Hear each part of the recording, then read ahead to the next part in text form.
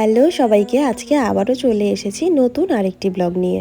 অনেক দেখে ফেলেছো ঘোরাঘুরির ব্লগ, আজকে একটু না হয় কাজের ব্লগই শেয়ার করি তোমাদের সাথে। এই ব্লগগুলো তোমাদের সাথে আর শেয়ার করতে পারছি না, অনেক দিন থেকেই আমার গ্যালারিতে জমা হয়ে আছে। এই কাজটি আমি করেছিলাম মার্চের 6 তারিখে।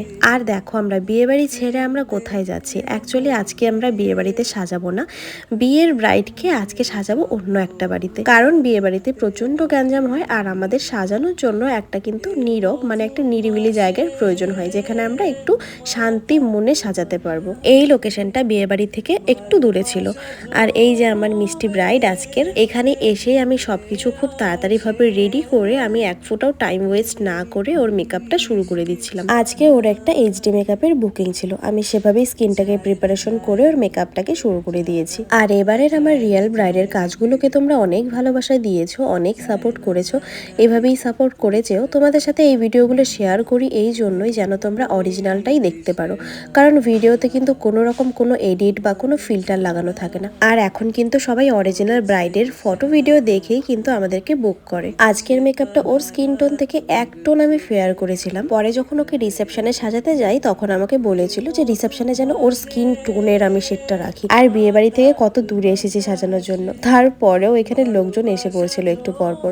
আর দেখো এখনই ওর স্কিনটা কতটা গ্লো করছে। আই মেকআপ করার সময় আমি ওকে জিজ্ঞেস করেছিলাম যে তুমি কিভাবে আই মেকআপ করবে, তারপরে আমাকে বলেছিল যে তুমি আজকে আমাকে ভরা কাজলে আই মেকআপ করে দাও। আমি সেভাবেই আজকে ওর আই মেকআপটা করেছি, কারণ আমি ভেবেছি রিসেপশনে ওর আইটাকে একদম নিউডের মধ্যে রাখবো, তাই জন্য আজকে একটু বোল্ড করেছি।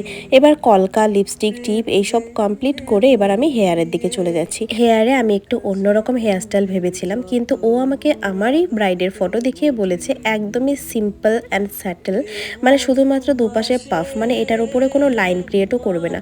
তো ক্লায়েন্টের যেহেতু ডিমান্ড আমাদের সেভাবেই করতে হবে, আমি সেভাবেই সিম্পলভাবে শুধু সামনে একটু ওর ফেসটাকে ব্যালেন্স করার জন্য একটু কার্ল করে দিয়েছি। এইভাবে আমি ওর হেয়ারস্টাইলটা করে দিয়েছি, আর এটা কিন্তু খুব ভালোভাবেই স্যুট করছে ওর উপরে। এবার ফ্লাওয়ারটাকে সেট করে ওড়না পরিয়ে মুকুটটাকে সেট করে দিয়েছি। তোমরাই দেখে বলো তো কতটা মিষ্টি লাগছে ওকে দেখতে। আমার কাছে তো ভীষণই সুন্দর লাগছিল ওকে দেখতে।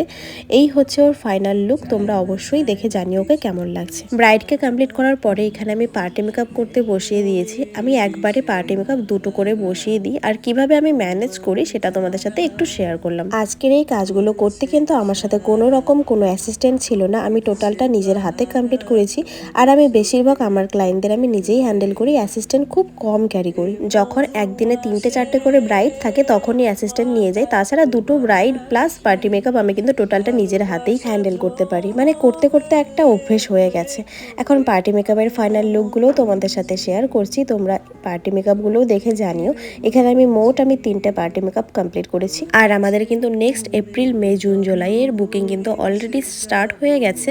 তো তোমরা যারা বুক করতে চাও তারা কিন্তু এই স্ক্রিনে দেওয়া নাম্বার কিন্তু আমাদের সাথে যোগাযোগ করে তোমাদের নিজেদের স্লটটা বুক করে নিও। তো এই ছিল আজকের আমার ছোট্ট একটি ব্লগ। তোমাদের কেমন লাগলো আশা করি খুব ভালো লেগেছে। তো সবাই খুব ভালো থেকো, দেখা হবে পরে সুন্দর একটা ব্লগে, ততক্ষণ সবাই খুব ভালো থেকো।